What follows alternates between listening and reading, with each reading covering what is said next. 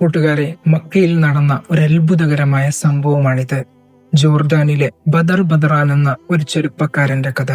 ഏകദേശം 26 വർഷങ്ങളോളമായി ഈ ചെറുപ്പക്കാരന് സംസാരശേഷി നഷ്ടപ്പെട്ടിട്ട് കുട്ടിക്കാലത്തെ മാനസിക ആഘാതത്തെ തുടർന്നിട്ടാണ് ഇദ്ദേഹത്തിന്റെ ശബ്ദം നഷ്ടപ്പെട്ടു പോയത് എന്നാണ് പറയപ്പെടുന്നത്.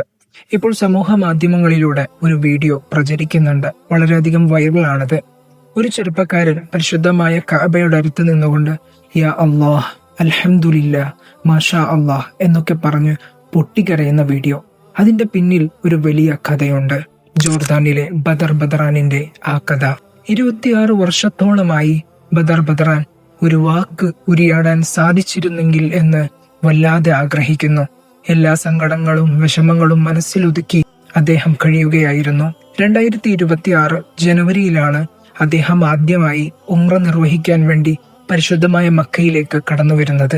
ഏതൊരു വിശ്വാസിയും പരിശുദ്ധമായ കഅബാലയം ആദ്യമായി കാണുമ്പോൾ അയാൾ വികാരഭരിതനാകും. കണ്ണുകൾ അറിയാതെ നിറയും. ബദറാൻ ആദ്യമായി പരിശുദ്ധമായ കഅബ കാണുമ്പോൾ അയാൾ വികാരഭരിതനാകുന്നു. അയാൾക്ക് അള്ളാഹുവിനോട് ചോദിക്കാനുണ്ടായിരുന്നത് ഒരൊറ്റ കാര്യമാണ്. തന്റെ സംസാരശേഷി തിരിച്ചു തരാനാണ് അയാൾ അള്ളാഹുവിനോട് വളരെ ആത്മാർത്ഥമായി പൊട്ടിക്കരഞ്ഞുകൊണ്ട് പരിശുദ്ധമായ ഹറമിന്റെ മണ്ണിൽ വെച്ച് കഅബയുടെ അടുത്ത് വെച്ച് അയാൾ പ്രാർത്ഥിക്കുന്നു. അത്ഭുതമെന്ന് പറയണം.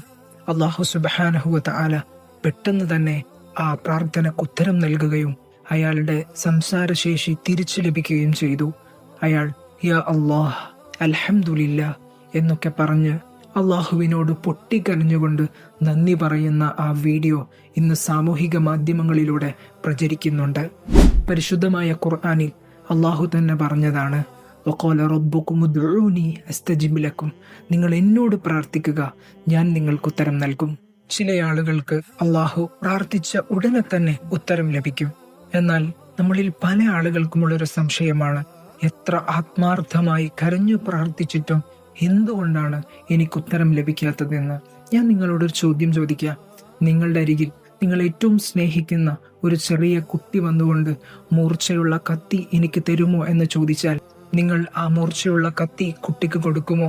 പകരം മിഠായിയാണോ കൊടുക്കുന്നത്?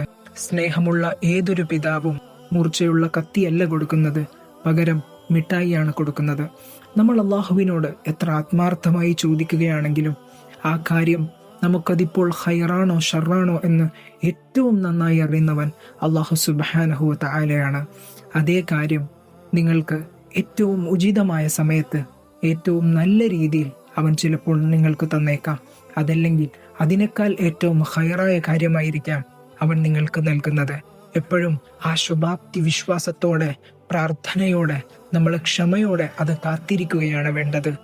ഈ അറിവ് മറ്റുള്ളവരിലേക്കും എത്തിച്ചു കൊടുക്കുക. അള്ളാഹു സ്വീകരിക്കട്ടെ.